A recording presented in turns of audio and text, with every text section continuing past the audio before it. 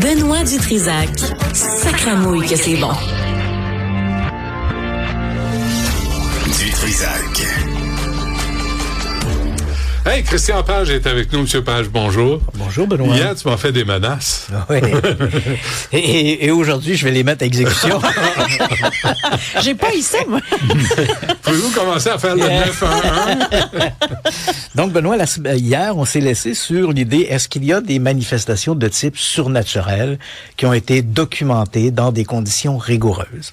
Ou est-ce qu'il y a des meubles qui bougent tout seuls? Des meubles qui bougent tout seuls. Ouais. Et les images que je vais te présenter un peu plus tard, là, et on va les décrire pour les gens qui nous écoutent à la radio.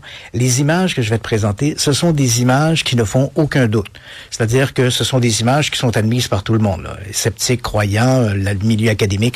Les images sont un fait. Je sais que tu vas me dire, j'y crois pas, mais malgré tout le respect que je te dois, ton opinion n'est pas dans la balance. Ton opinion n'est pas dans la balance. Okay. Donc, je te ramène un peu. Correct, faut ramener à l'ordre des fois. C'est bien, ça. Une petite leçon d'humilité, gros. T'es pas le centre de l'univers. Non, mais c'est parce que hier, rappelons-nous, il a dit, j'ai toujours raison, là. J'ai la vérité. J'ai la vérité. Pas oublier. Ça marque. Ça marque. Donc, je te place un peu dans le contexte de ce que l'on va voir. Oui. On est au début des années 70 à Toronto. Déjà là, ça commence mal. La ville fantôme. Ouais, bon. Donc, la ville fantôme. Mais bon, on est au début des années 70. Oui. On a un groupe de chercheurs en parapsychologie, mais on parle ici vraiment de chercheurs avec un haut niveau académique. Il y a notamment parmi eux Sue Sparrow, qui est la directrice du groupe Mensa. Je sais pas si tu connais Mensa. Ben oui. Bon, les gros cerveaux. Les gros cerveaux. Donc, elle fait partie de ce groupe-là. Elle va faire partie de l'expérience. L'expérience est dirigée par un physicien britannique qui est naturalisé canadien, qui s'appelle George Owen. Et ils ont créé à l'époque, faut se rappeler, on est au début des années 70, c'est l'âge d'or de la parapsychologie, la perception extrasensorielle et toutes les déviances, là, ésotériques et mystiques qui vont avec. Et ce groupe-là, donc, à Toronto, ils s'intéressent au phénomène dit des tables tournantes ou les tables cognantes, là, des médiums du 19e siècle. On se rappelle aux gens, le mouvement spirit s'est développé dans la deuxième moitié du 19e siècle. Les gens se réunissaient autour des tables, un médium contactait des esprits, et là, la table cognait. Et parfois, il y avait des apparitions durant ces manifestations. Donc, ce groupe, qui forme un groupe académique qu'on appelle la New Horizon Society, se pose la question, est-ce qu'il serait possible de faire apparaître un fantôme qui n'existe pas? Donc, une personne qui n'a jamais existé. Donc, ces gens-là vont pendant une année, là, c'est vraiment un travail très dédié, pendant une année, ils vont fabriquer la biographie d'un personnage qui n'a jamais existé.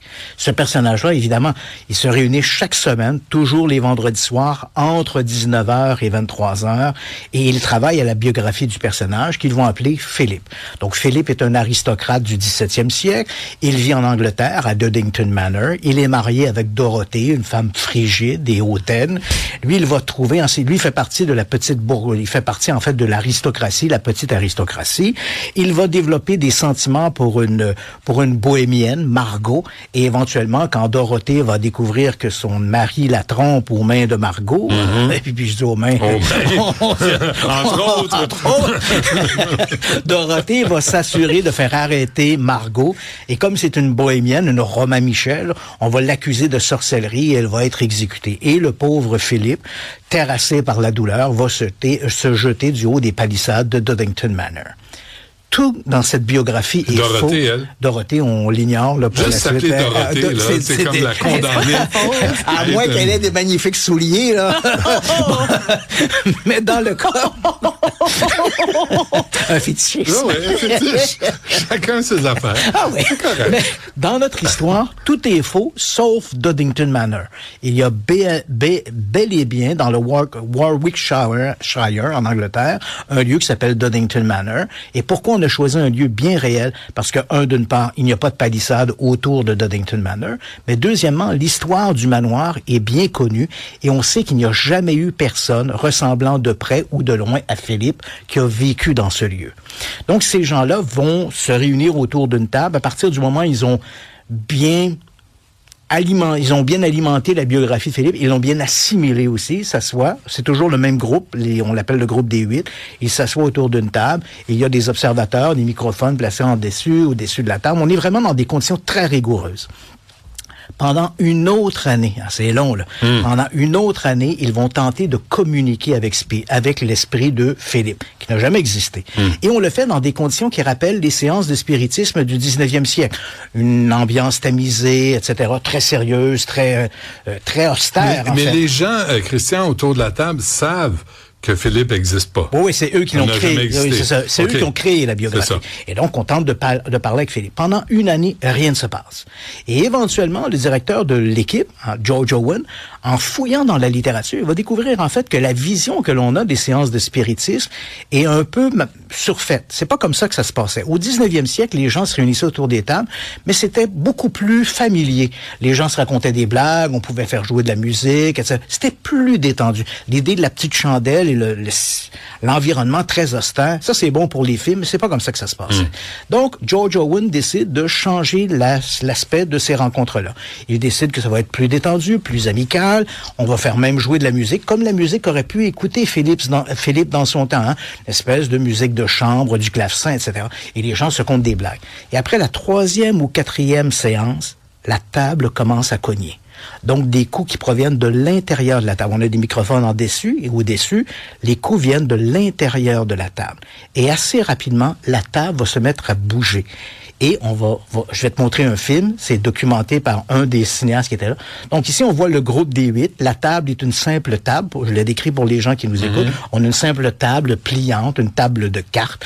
Donc ces gens vont se réunir autour de la table et ils vont tenter de communiquer avec Philippe. Là, comme je l'ai mentionné, des coups vont résonner dans la table. Ce n'est pas l'apparition qu'on aurait souhaité, mais puisque Philippe décide de se manifester par des mouvements de la table, ben allons-y avec les mouvements de la table.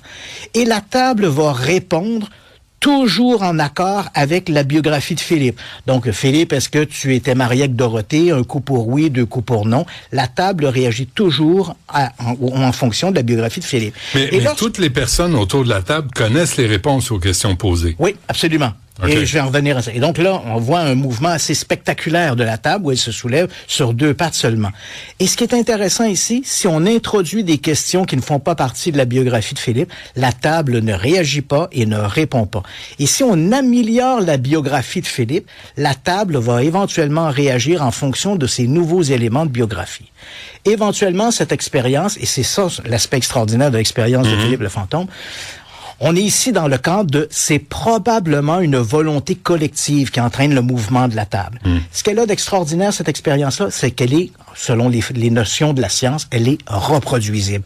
Et elle a été reproduite. Elle a été reproduite, par exemple, dans les années 80, j'y étais, à Montréal, à l'Université de Montréal, par mon mentor, à Portois, bien sûr, qui était le professeur Louis Bélanger, le père de la parapsychologie québécoise. Elle a été reproduite en France, en Angleterre, et avec toujours le même résultat. C'est-à-dire que la table bouge tout le temps en fonction de la biographie du personnage qu'on a imaginé. Ce qui montre donc qu'il y a quelque part une réaction entre la volonté collective des gens qui sont autour de la table et le mouvement de la table. OK, mais même ça, Christian, comment on l'explique? On n'a aucune explication. Et c'est là qu'il faut être prudent. C'est à peine une hypothèse. Hein. On se dit, ça doit être une volonté collective. On est loin de l'hypothèse et la théorie, là, on est loin de là. Donc, ça serait te mentir. Je sais que les amateurs et les chasseurs de fantômes, on en a souvent parlé ensemble. On a eu quelques déboires avec ça. Mais bon, ces gens-là diront, on a une explication, c'est l'esprit qui revient. Non, ici, on n'est pas dans ce cadre-là. Parce que l'esprit n'existe pas, n'a jamais existé. Voilà, donc on peut pas faire appel à ça. Absolument pas. Et c'est ce que l'expérience qu'on appelle Philippe le fantôme imaginaire, ça nous montre bien que dans les mouvements de table ou les bruits qu'on entend dans des maisons, des meubles qui bougent, n'est peut-être pas forcément la réaction d'une entité qui vient de l'au-delà. Mais même ça, de dire qu'il y a des gens qui posent leurs mains sur une table, arrivent pour toutes sortes d'explications à faire bouger la table, même ça dépasse l'entendement. Tout à fait. Et on n'a aucune idée, on ne connaît pas la mécanique. Et aujourd'hui, ce serait te mentir de te dire que dans les milieux académiques, on sait comment que ça marche. On sait, à ce jour, on ne le sait pas. On sait que l'expérience de Philippe, telle qu'on l'a vue, elle est authentique. Il n'y a aucune manipulation de l'image et on peut la reproduire en laboratoire. Maintenant, on ignore comment le mouvement se produit. Donc, quand les gens rapportent des événements dans les milieux, j'entends des portes qui bougent, des portes qui se ferment, des meubles qui bougent, la question qu'on doit se poser, c'est est-ce que ce sont réellement des revenants qui se manifestent ou est-ce que c'est quelque part dans l'environnement quelqu'un qui inconsciemment une espèce de volonté collective qui fait bouger des objets autour de lui sans même s'en rendre compte. C'est quoi, c'est l'énergie? Oui, tout à fait, ça nous échappe. En fait, on doit se référer un peu, on a tous vu le film ou lu le roman de Stephen King, là, qui était Carrie. Dans le film Carrie et dans le roman, quand les objets bougent autour de Carrie, ce ne sont pas des revenants, c'est elle qui inconsciemment va provoquer la télékinésie. Mais ça tient pas plus la route. Tout à fait. Et je suis d'accord avec toi. Pour le moment, là, si on parle essentiellement en termes de science, il n'y a rien qui permet de croire que la pensée ou la volonté de gens peuvent avoir une action sur la matière. Même si on a des constats. Hein, c'est comme, là, on a eu l'expérience de Philippe. Dans des laboratoires de recherche en parapsychologie, on a vu que des gens peuvent influencer des générateurs de nombres aléatoires.